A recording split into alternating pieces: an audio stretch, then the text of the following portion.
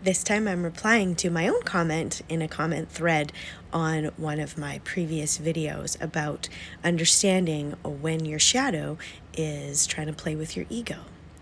And when I was a child, my grandmother dying was a huge catalyst for me to shut down. I was very shocked when she passed away, and I can remember being really angry. And the memories that I have are just of being really angry, and it was really easy. Now when as an adult, I can track back. It was really easy for me to take that anger out on other people.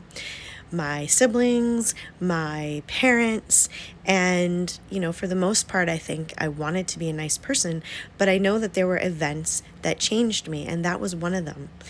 And this is what happens sometimes. What our brain does is it will take that shock to our nervous system and will create coping mechanisms, will create trauma responses, and we will act out of those spaces until we understand that we can reprogram them. Because that's what it is.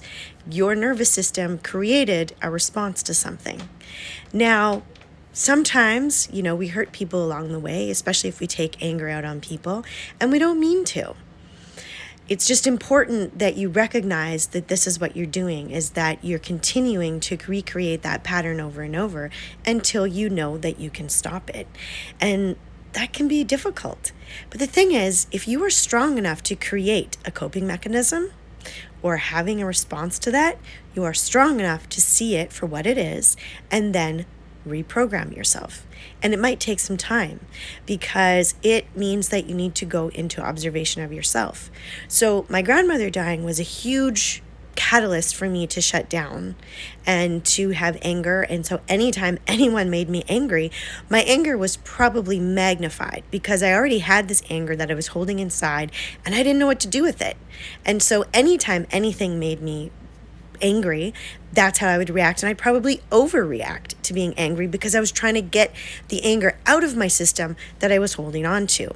Then I had two experiences after that where I could have been seriously injured at my gymnastics. My coach I was having trouble with a vault, and I remember he was pushing me to do it, and I didn't think that I could, and there didn't seem to be any other option. And I fell on my face and almost broke my neck. And I can remember everybody around me thinking that I wasn't even going to walk off the mat. I heard gasping in the audience, and, I think I even finished the competition, which was weird. But that was another traumatic event because then he lied to the adults around me about the circumstances. And so as a child, that piled on more anger because I was so angry that this had happened to me and I didn't know how to process it. And then after that, I had another incident where he was forcing me to do something, and basically I made myself sick enough that I got appendicitis and I had surgery.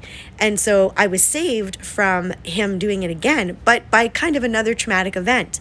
And this is how these traumas work, is that once you have that nervous system response inside, you're just going to keep attracting it, and you're going to attract everything seemingly as a trauma until you decide that you're going to stop reacting that way to the things that are happening around you.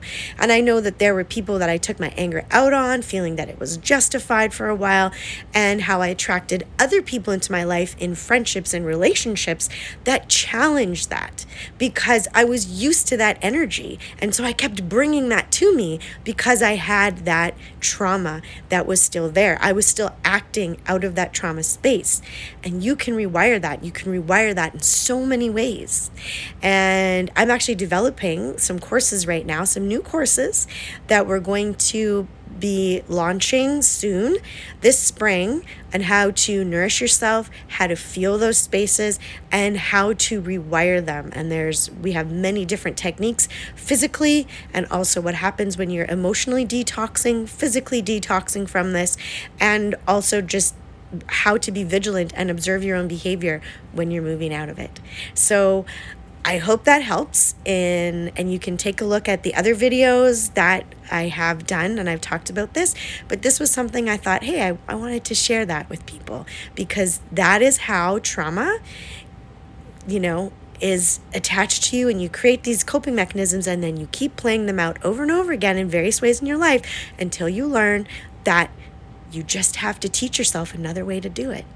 And it can feel complicated, but it's as complicated and as simple as that all at the same time.